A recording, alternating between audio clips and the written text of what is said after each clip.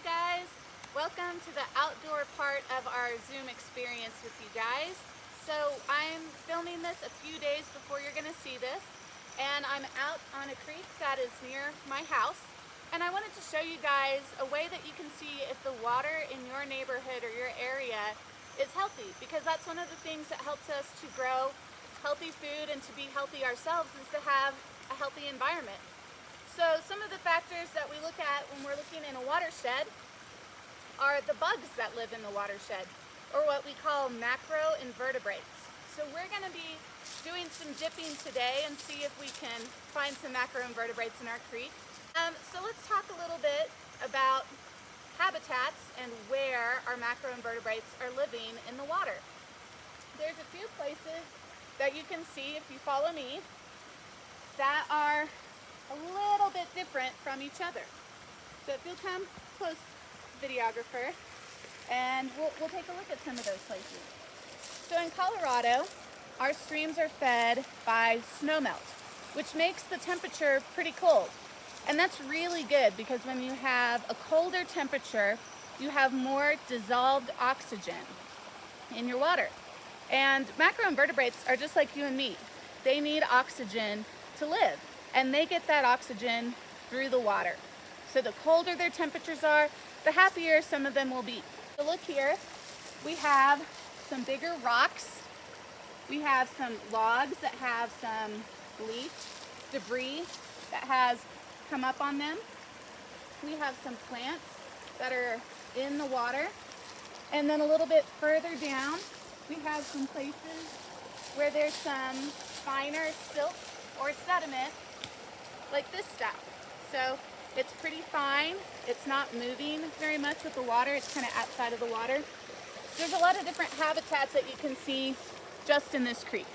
There's lots of different rocks that have plants that have kind of washed up on them.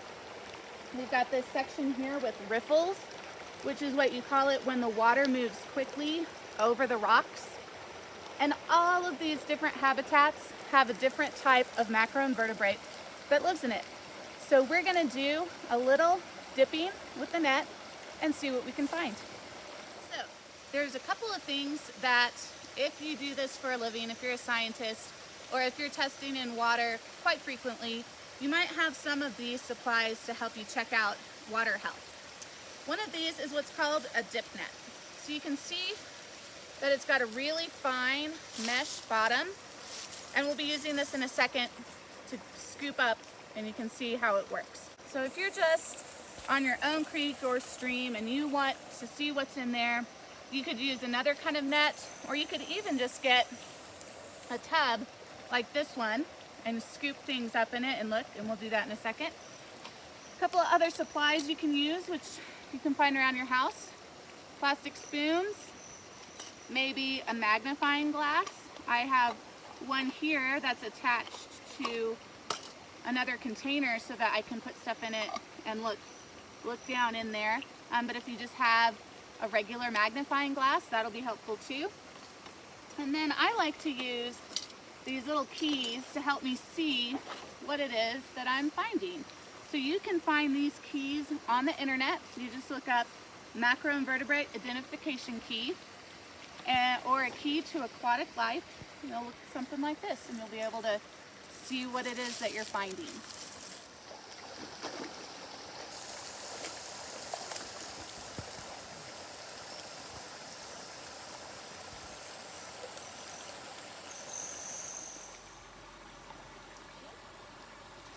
I got another one of those crap. Whoa, you got a big one.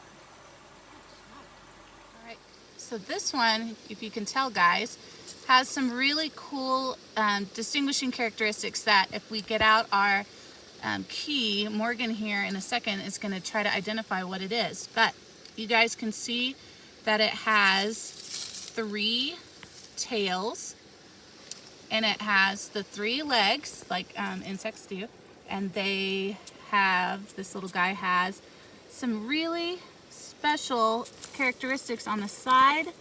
Near his tail, you can see he's got some gills, and that is how he is breathing in the water that I have on the spoon.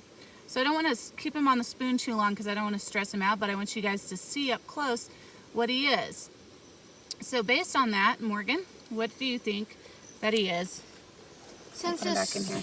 Oh well. So if we look at our key, we've got a couple of different options down here, right, Morgan? And show me which one you thought it was. I thought it was that one. A mayfly nymph. And why is that? Remember what the characteristics were? Because it has 3 tails, different than a stonefly, which has 2 tails. Yeah. Why is it maybe not a damselfly nymph? Because the legs are up top. And Well, it's got a really long, skinny body, right, on a damselfly, and the one that we've found has a little bit of this thicker body shape. So we're pretty sure that it's a mayfly nymph. So the other thing that we can do is then look at this key that helps us to know our different groups. So if we look at what group a mayfly nymph is, it's in this one, the group 1, which says it's very intolerant of pollution. So very intolerant of pollution means that they can't live in water that has a lot of contaminants in it. So these other groups kind of go down in what they can tolerate for pollution levels. So you get to this very last level where you can have some snails, aquatic worms, larvae, leeches, are a little bit in these groups where you could have some pollution in the water and they would be okay and be able to live. But we've got this group up here. Stonefly nymphs are a big one, mayfly nymphs, caddisflies that we'll see in our watershed around Colorado because trout and other freshwater fish really like to eat them. So if we have anything from these groups in our waters, that's a really good indication that our watershed is pretty healthy. A little bit. So when you're doing this at home, if you want to try it, they like to have some leafy debris to hide behind. So we've got this guy over here, got a little bit of he's got 2 tails. we've also got worms in here somewhere. We've got some worms in here. So you can use a spoon or pinchers or something so that you're not touching them directly. They're not going to hurt you. Looks like this guy maybe isn't feeling quite so good, but it has 2 tails on the end. So this is probably maybe a stonefly nymph in the really early stages.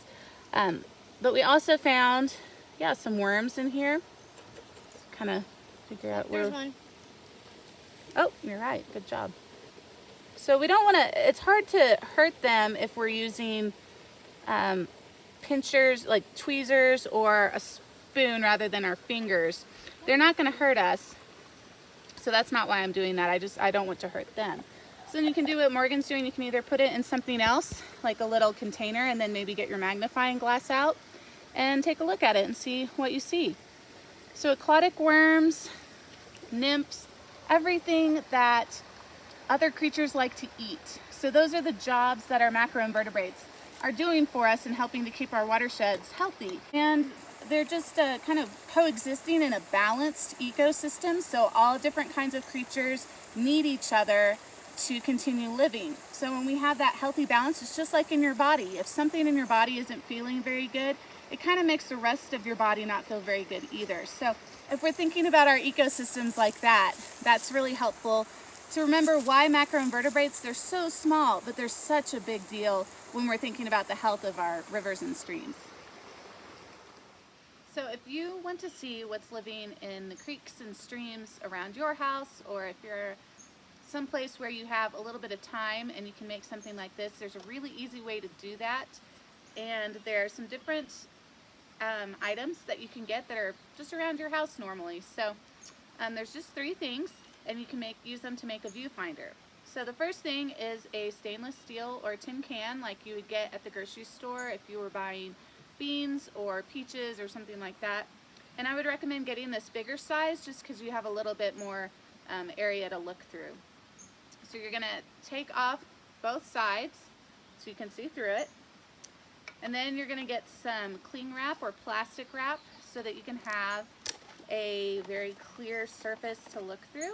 So we're going to take this off, and I'm going to ask my assistant, Morgan, if he would come in and hold this down. So you're going to want to put it as tight as possible so that you don't have any bubbles or wrinkles in it, so you can see as clear as possible. So I'm going to ask Morgan if he'll kind of keep that held tight, so you might need to have somebody help you with that. And then some type of waterproof tape, so either like a Scotch tape or duct tape, so that you can wrap it around your cling wrap and get it to stick to your items.